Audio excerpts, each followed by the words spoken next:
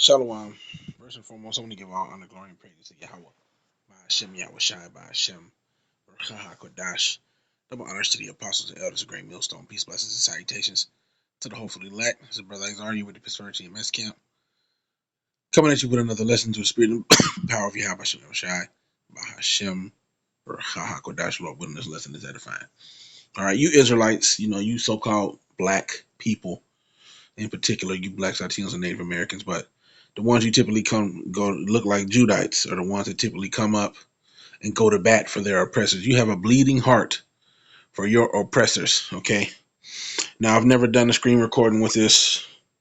This is a 3-minute clip, so I'm not going to play it all. But, you have this Christian here, all right, preaching with his head covered. And he's trying to do all that he can, find all the precepts that he can to try to say that, the strangers, okay, in the Old Testament, they're spoken about in this particular scripture here. I believe I'll go back.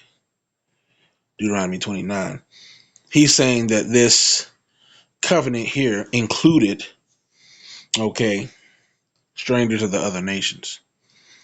Now, we have to understand something, that the Most High is not the author of confusion, and the Most High never made a covenant with the heathen, okay? Let's see here. Deuteronomy 29. You have to understand something. There's a particular seed which Yahweh Ba'ashem Yahweh Shai chose, okay? And we understand that, even during the time that Abraham was walking the earth, okay? Let's see here. See if I can get a precept on this.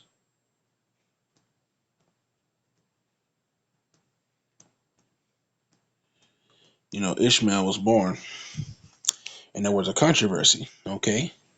Because Ishmael began to lift himself up. So let's go back. It's right. Well, it's right here, but I'll just click on it here. Okay. See, there was a covenant made with Abraham. Okay. This land.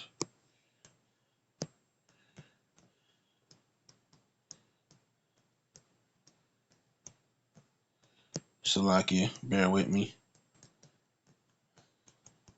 Using this tablet to make this lesson. Okay. Genesis 13. Let's just say 12. Genesis 12. And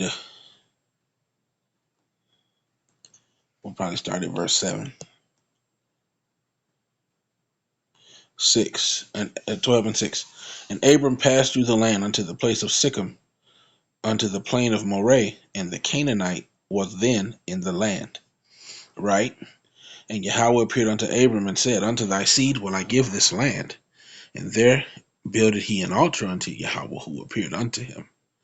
And he removed from thence unto a mountain on the east of Bethel, and pitched his tent, having Bethel on the west and Hai on the east. And there he builded an altar unto Yahweh, and called upon the name of Yahweh. Going into the importance of the name, okay? So, right there, he said that he would give the land unto his seed, right? So let's go over here to Genesis 17. Now, at this point, Abram was promised, that he would have a great company of nations come out of him, right? But, he hadn't had any seed yet. So, in his haste, he took unto him Hagar, his wife's handmaid, and had a son named Ishmael. Genesis 17 and 20. Now, this was after the contention began, where Sarai, said, "Look, this woman, she's bucking up against me, right?"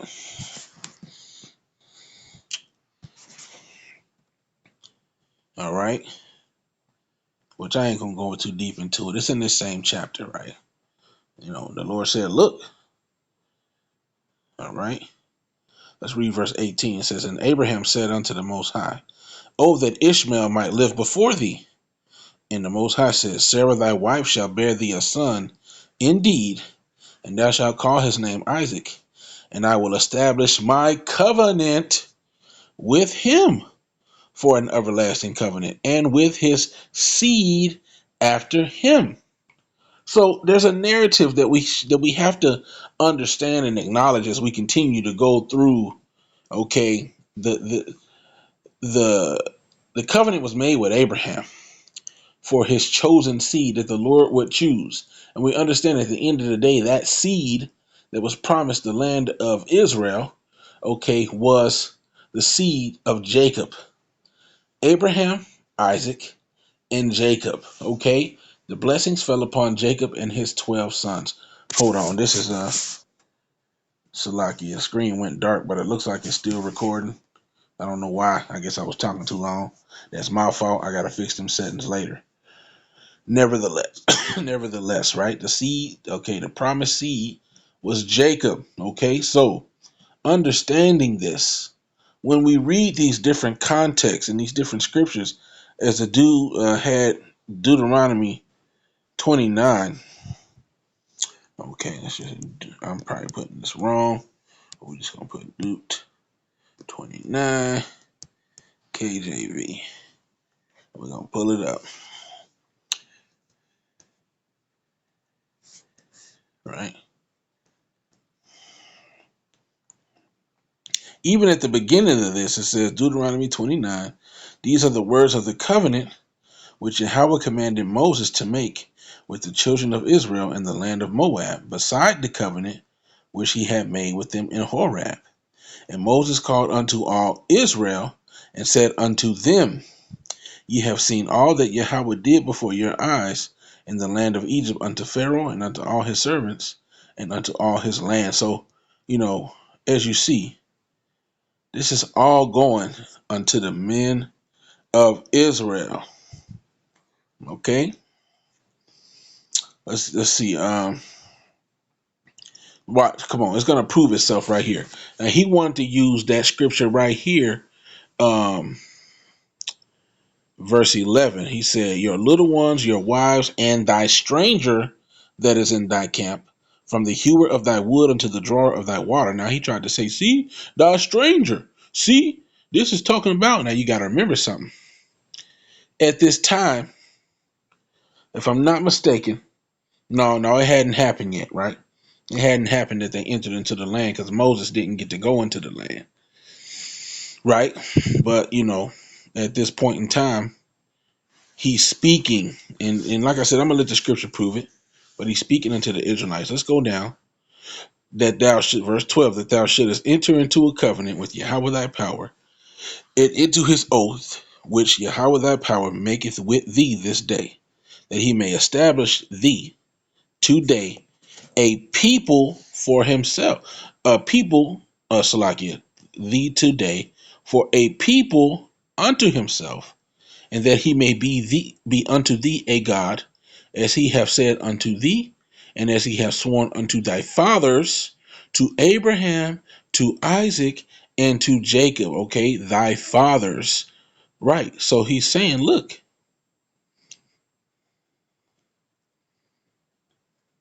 that he's speaking about the forefathers which he promised, which all the blessings fell unto the sons, the children of Israel. Now let's read some more. It says, "Neither with you only do I make this covenant and this oath, but with him that standeth here with us today before Yahweh our power, and him, and also with him that is not here with us this day." Right? Because look, some of the Israelites were not all there at that time. All right? You got to understand something. We were scattered, okay? We scattered ourselves. It says, "For you know how we have dwelt in the land of Egypt, and how we came through the nations which ye passed by, and ye have seen their abomination and their idols, wood and stone, silver and gold, which were among them." You see? So some of these Israelites, okay, dwelt among these other nations. All right? The scripture said that, there would be some of us in all the different nations, that he would have to gather us out of all nations. So it stands to reason that some of the Israelites, remained in some of these lands, man. All right, there's Israelites in every nation under heaven, as the scriptures say. All right, it says, and the Lord shall separate him unto evil out of all the tribes of Israel, according to all the curses of the covenant that are written in this book of the law. All right, so that the generation to come of your children that shall rise up after you, and the stranger that shall come from a far land, and say, when they see the plagues of the land, as the sickness which Yahweh hath laid upon it. You see, so we have Israelites in all nations. Okay, now let's get this. The precepts exist to keep you from bugging out. All right, and Salakia, because this is a big topic. Let's get you only have no. It's in the Bible, man. It's all over the Bible. Amos 3:2. Because people like to try to twist the scriptures, and they like to say that we twisting the scriptures. No, we use the precepts. The Most High deals with stumbling blocks, and sometimes you're gonna read something in the English, it's gonna sound a particular way. But this is why you go into the precepts to understand what the scriptures are saying. Amos 3:1. Hear this word that Yahweh has spoken against you, O children of Israel, against the whole family which I brought up from the land of Egypt, saying. So what did he say to them? You only have I known of all the families of the earth. Therefore I will punish you for all your iniquities. Right. So he's saying he only knew us. He only dealt with us. He only taught us how to deal with his law, statutes, and commandments. So he's going to punish us. Okay. And you other nations, y'all are going to get y'all punishment too. You have to understand something. Okay. The Bible tells us, you people have a bleeding heart for your oppressors, but you have to understand something, man. Let's just open up a Bible right here.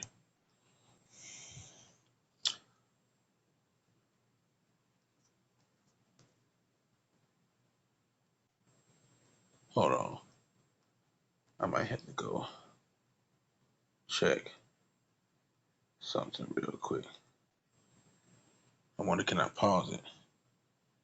I don't think I can pause it.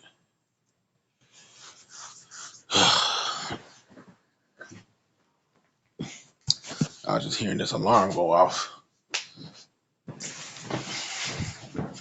Make sure ain't nobody messing with the car.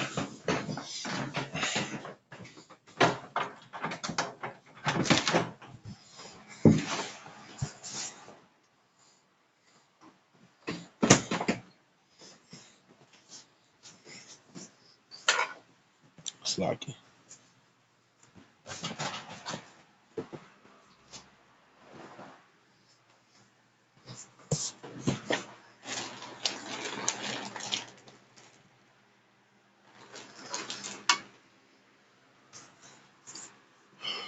Okay. Psalms 83 says what?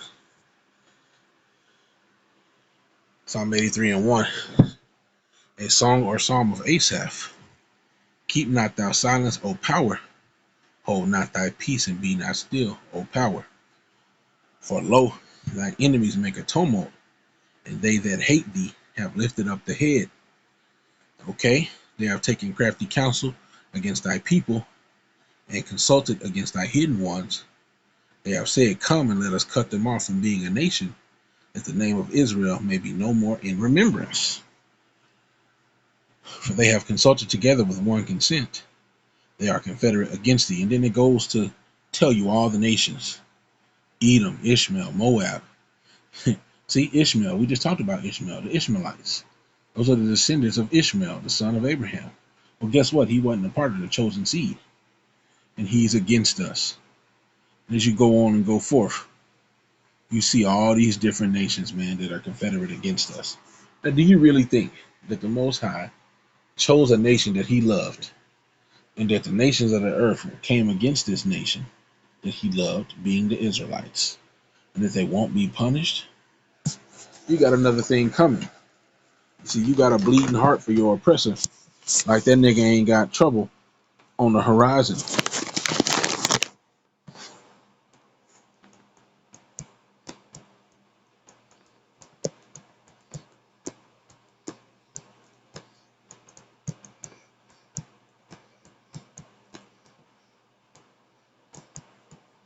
Let's get this. Jeremiah 49:12 says, For thus saith Yahweh, Behold, they whose judgment was not to drink of the cup have assuredly drunken. And art thou he that shall altogether go unpunished? Thou shalt not go unpunished, but thou shalt surely drink of it. And that cup is the cup of slavery. And you nations will go into slavery under the Israelites. Whether you believe it or not, you're going to die in your unbelief, and then you're going to be proven wrong, all right, in the kingdom of heaven. Well, Salaki, I'm going to end it here. Lord willing, this is edifying. Call Lord Yahweh Shem Shai. Double honors to the apostles. Shalom till next time. Shalom.